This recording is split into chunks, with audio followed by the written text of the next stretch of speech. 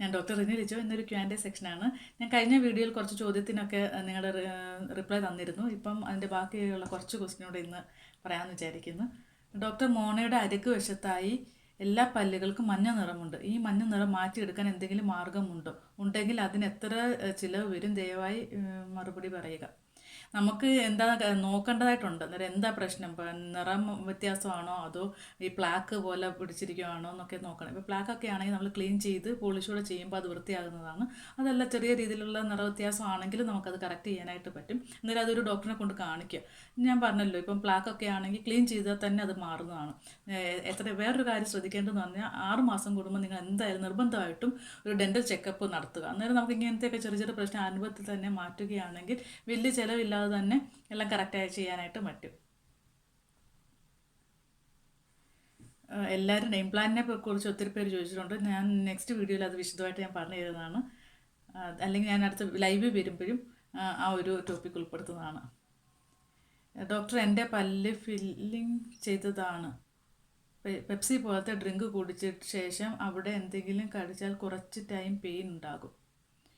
മിക്കവാറും പല്ലിന് തേയ്മാനം വന്നതായിരിക്കും ഈ പ്രശ്നം. പല്ലിന് തേയ്മാനം ഉണ്ടെങ്കിൽ നമുക്ക് ഇങ്ങനത്തെ കോള പോലെ ഡ്രിങ്ക്സ് ഒക്കെ കുടിക്കുക കഴിയുമ്പോൾ സെൻസിറ്റിവിറ്റി ഉണ്ടാകാൻ സാധ്യതയുണ്ട്. ഒരു ഡോക്ടറെ കൊണ്ട് കാണിക്കുക. ഡോക്ടറെ കൊണ്ട് കാണിച്ചിട്ട് ചെറിയ പ്രശ്നങ്ങളൊക്കെ ആണെങ്കിൽ, ഈ സെൻസിറ്റിവിറ്റി ഒക്കെ ആണെങ്കിൽ ഡോക്ടർ എന്താ ചെയ്യേണ്ടതെന്നുള്ളത് പറഞ്ഞു തരിക. അതുപോലെ തന്നെ ചെയ്യുക. 6 മാസം കൂടുമ്പോൾ നിർബന്ധമായിട്ട് ഡോക്ടറെ കൊണ്ട് കാണിക്കുക. ഞാനിത് മിക്കവാറുള്ള വീഡിയോയിലെല്ലാം പറയുന്നതാണ്. നമുക്ക് ശരിയാക്കാനായിട്ട് പറ്റും. പല്ല് ക്ലീൻ ചെയ്യുന്നതിന് എത്ര രൂപയാകും എന്നാണ്. ഒരു 700 തൊട്ട് 800 വരെയൊക്കെയാണ് ഒരു സ്റ്റാർട്ടിംഗ് റേറ്റ് എന്ന് പറയുന്നത്. ആ ഒരു രൂപയ്ക്കാണ് ചെയ്യുന്നത്.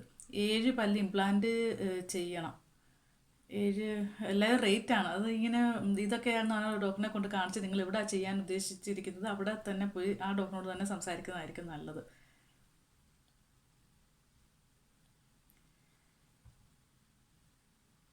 അടുത്ത ക്വസ്റ്റ്യൻ എന്ന് പറഞ്ഞാൽ, എബോവ് 40 ഏജ് ആയവർക്ക് പല്ലിൽ കമ്പി ഇടാൻ പറ്റുമോ? ഞാൻ എൻ്റെ ഒരു വീഡിയോ ചെയ്തിട്ടുണ്ട്. ഞാൻ മുമ്പൊരു വീഡിയോ ചെയ്തിട്ടുണ്ട് പല്ല് കമ്പി ഇടുന്നതിന് പ്രായപരിധി ഉണ്ടോ എന്ന് ചോദിച്ചുകൊണ്ട്. അന്നേരം ആ ഒരു വീഡിയോ കാണാനായിട്ട് ശ്രദ്ധിക്കുക. നമുക്ക് 40 ചെറിയ പ്രശ്നങ്ങളൊക്കെ ഉള്ളതെങ്കിൽ 40 വയസ്സ് കഴിഞ്ഞാലും പ്രായപരിധി പ്രശ്നമില്ല. നമുക്കത് കറക്റ്റ് ചെയ്യാനായിട്ട് പറ്റും.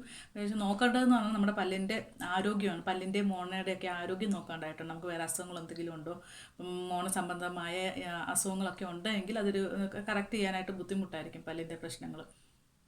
അന്നേരം അതൊക്കെ നോക്കിയിട്ടാണ് നമ്മൾ പല്ലിന് കമ്പി ഇടുന്നത്. ഡോക്ടറെ കൊണ്ട് കാണിക്കുക. ചെറിയ പ്രശ്നങ്ങളൊക്കെയാണ് നമുക്കത് കറക്റ്റ് ചെയ്യാനായിട്ട് തന്നെ പറ്റും. 40 വയസ്സൊരു പ്രശ്നമില്ല. നമുക്കത് കമ്പി ഇട്ട് തന്നെ കറക്റ്റ് ചെയ്യാനായിട്ട് പറ്റും.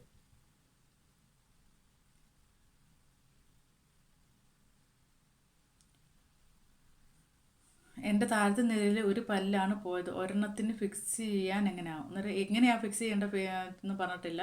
നമുക്ക് ഊരി മാറ്റാവുന്ന തരത്തിലുള്ള പല്ലുണ്ട്. അതുപോലെ തന്നെ പെർമനൻ്റായിട്ട് വെക്കാവുന്നതുണ്ട്.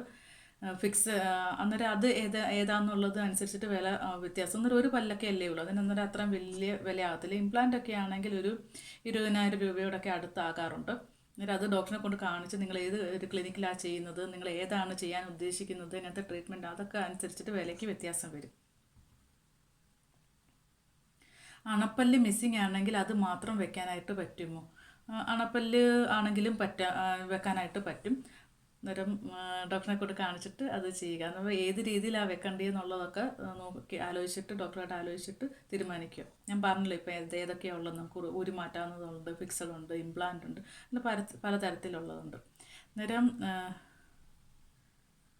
ഡോക്ടർ പല്ല് പറിച്ച ശേഷം മുറിവ് ഉണങ്ങുന്നതിന് മുമ്പ് പല്ലിൻ്റെ അളവെടുത്താൽ ശരിയാകുമോ? അന്നേരം പല്ലിൻ്റെ അത് എത്രയും നമുക്ക് നമ്മൾ പല്ല് എടുത്തതിന് ശേഷം പല്ലിന് സ്റ്റിച്ചൊക്കെ കാണുമല്ലോ. അന്നേരം അതൊരു 5 ദിവസം കഴിയുമ്പോഴാണ് നമ്മൾ സാധാരണ സ്റ്റിച്ച് എടുക്കുന്നത്. സ്റ്റിച്ചൊക്കെ എടുത്തു കഴിഞ്ഞിട്ടാണ് നമ്മൾ അളവെടുക്കുന്നത്. അല്ലാതെ പല്ലെടുത്ത ഉടനെ തന്നെ എടുക്കാറില്ല സാധാരണ. അന്നേരം മുറിവ് ഉണങ്ങിയിട്ട് ചെയ്യുന്നത് തന്നെയാണ് എപ്പോഴും നല്ലത്. ഇന്ന് ഇത്രയും മതി. ബാക്കി ഞാൻ അടുത്ത വീഡിയോയിൽ പറയുന്നതായിരിക്കും. Thank you.